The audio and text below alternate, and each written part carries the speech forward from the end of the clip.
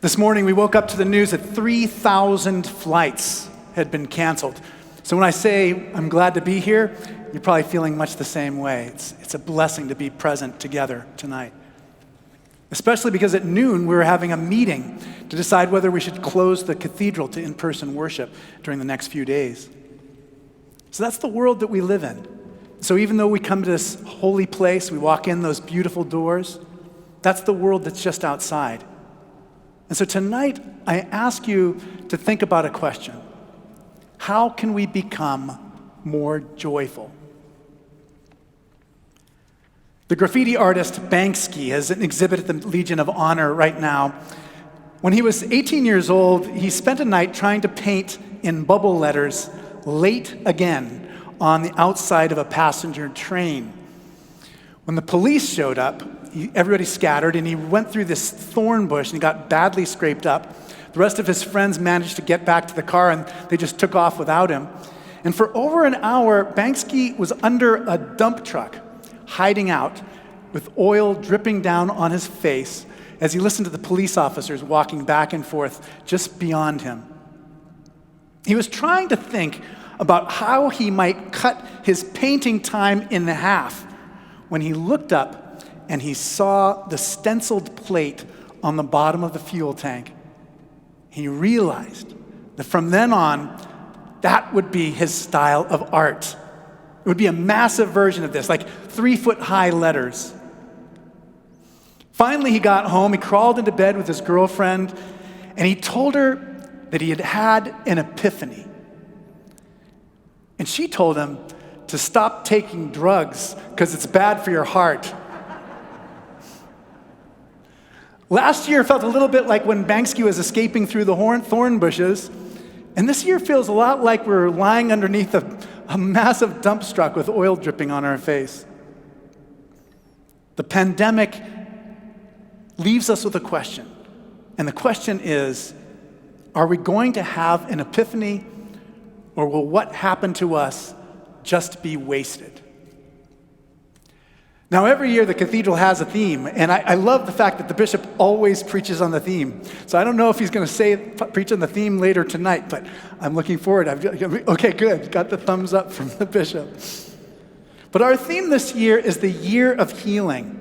And we've done so much thought about how we heal our bodies over this time, and we've learned so much about how to fight the pandemic over this last year. But tonight, I want to ask you how you are healing spiritually. So for homework, sometime in the next 3 days, I want you to ask someone how they are healing spiritually.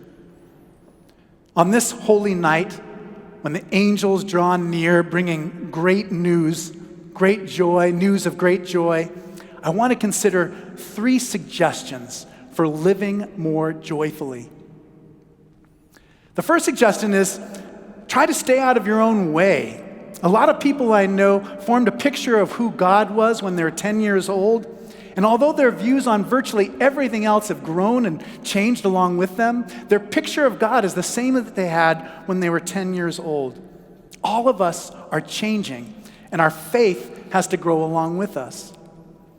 We need to think of faith less in terms of believing particular propositions and more about the experience of wonder and awe at our existence and at the world. Now, not many of you probably know this, but in 2021, an extraordinary thing happened. Now, for backup information, you need to know this, that our galaxy is an obscure little galaxy. But in that obscure little galaxy, there are 100,000 million suns. So that's a little background information. And what scientists discovered just this year is that there are 10 times as many galaxies as they believed before. So they used to think that we had 200 billion galaxies, and now they believe we have 2 trillion galaxies, perhaps each one filled with 100,000 million stars. Now that's the kind of world we're talking about when we're thinking about God. Now, this probably doesn't happen to you as much as it happens to me, but I meet a lot of atheists on airplanes. And I think they're always kind of disappointed. Oh my gosh, I'm sitting next to a guy with a PhD in theology. A lot of what they don't believe, I don't believe either. All of us are a strange mixture of believing and doubting. And God is trying to help us with this. But God won't make much progress if we're determined to think that there is no other God than the God we first learned about in childhood. On Christmas Eve in 2007, my friend Alan Jones spoke from this very pulpit. He talked about the controversies that were happening over Christmas creches on public lands. Oh, for the days when we worried about things like that, huh? He said that an even more serious problem was that people were stealing the baby Jesus out of the creche. The matter had gotten so bad that there was a town near Chicago where they had to chain the baby Jesus into the creche so that it wouldn't get stolen. And he said this. He said, being stolen is one of the hazards of being Jesus in America these days. And then he went on to say, every time you say happy holidays, an elf dies. Now, I don't know what he meant by the second thing, but I think the first point that Alan was trying to make is to not let our culture steal Jesus from us. The politicians, they love Jesus. They love Jesus because Jesus does well in the polls. Don't let the church either. Don't let the hypocrisy and the disorganization and all the self-centeredness of the church, don't let that take Jesus from you. But most of all, don't let your own cynicism, don't let your own sense that you're too sophisticated or too intelligent keep you from believing. 2, my second point. That's a 3-point sermon, so I'm well along. The second point is don't avoid suffering. This probably isn't what you expected to hear in a sermon about joy, but let me explain. The strange thing about our human condition is that joy and suffering are strangely mixed up in each other. It's not quite as simple as saying that there is no joy without suffering, but joy is also something different than happiness. And it abides, it lasts in us, it remains in us, it persists in us in a way that happiness does not. The Gospel of Luke has a very complicated vocabulary, and I can't believe it that I read the same thing all the time. And this year I noticed something I'd never seen before. And that is I noticed the Greek word agroluntes. And what it means, what it's translated for is in what we heard in the gospel that Ken just proclaimed. What we heard was there, the shepherds were in the fields. Well, in the fields is kind of like another way of saying that they were outside. So you could almost translate it as the shepherds were outside.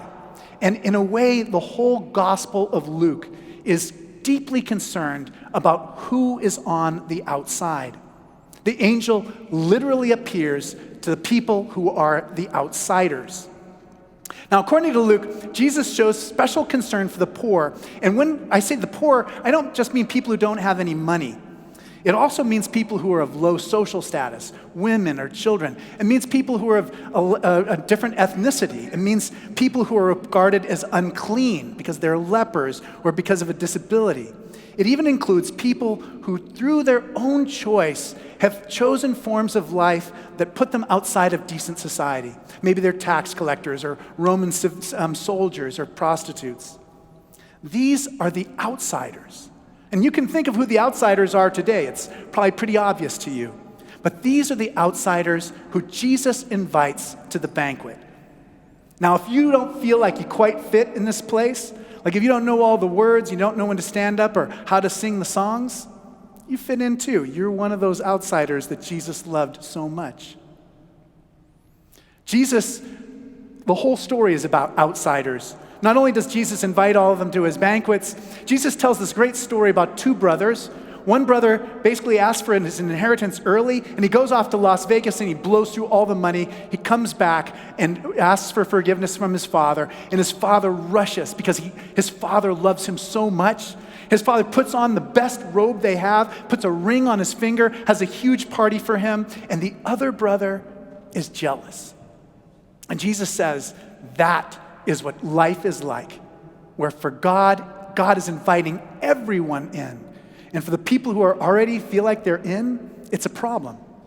And so Jesus died because he upset this social order. But even on the cross, next to him, two condemned criminals. And the last thing that Jesus did alive was to say to one of them and to try to comfort him and to say to him, today you will be with me in paradise. There is nowhere outside of God's invitation. There is nothing that you can do that puts you beyond the reach of God's love. God's joy exists even in places of terrible suffering, even during a pandemic. 3, the last point. Be still.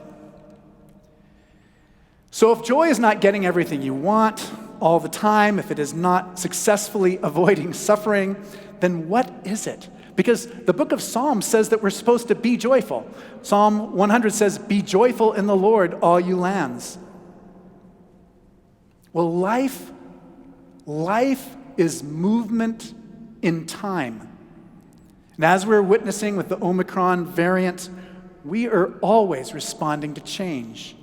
We always are striving to achieve our goals. And joy is what happens in that moment when everything stops, where the movement becomes still. It comes when we stop trying to resist change, when we stop comparing what is happening now to how things could or should have been. But joy is more than this. Joy is when life becomes a kind of gift, a gift we could never have imagined or dreamed of. The theologian Karl Barth writes that, quote, "Joy is really the simplest form of gratitude. To be joyful is to expect that life will reveal itself as God's grace." Now tonight, for the first time in my life, I'm going to celebrate Christmas with one of my favorite families. Jackie and Woozer are here from Maui. I'm always here in San Francisco. I never see the two of you and your family at Christmas. Exactly. And what a gift it is. I think so often of those moments. Woozer, my cousin, is a poet. He's a writer. Every year I look forward to hearing what kind of books he's going to recommend, what music he's going to recommend. And we sit off the shore of Maui, and we're bobbing up and down, waiting for that wave to come in, and we're talking. And in that moment, there is joy, just as there is right now. How can we become more joyful? We have to stay out of our own way and not let anyone steal Jesus. Do not avoid suffering because it is mixed up in joy. Jesus invites the outsiders into paradise, even you and me. And finally, be still. Live out of prayer and gratitude. Let every heart prepare him room. Let heaven and nature sing. Let us pray. Be born in us, that we may ourselves be born. Be born within us, that by words and deeds of love we may share the news of your love to a world that dies for lack of love. We ask this in the name of the mother and her baby. Amen.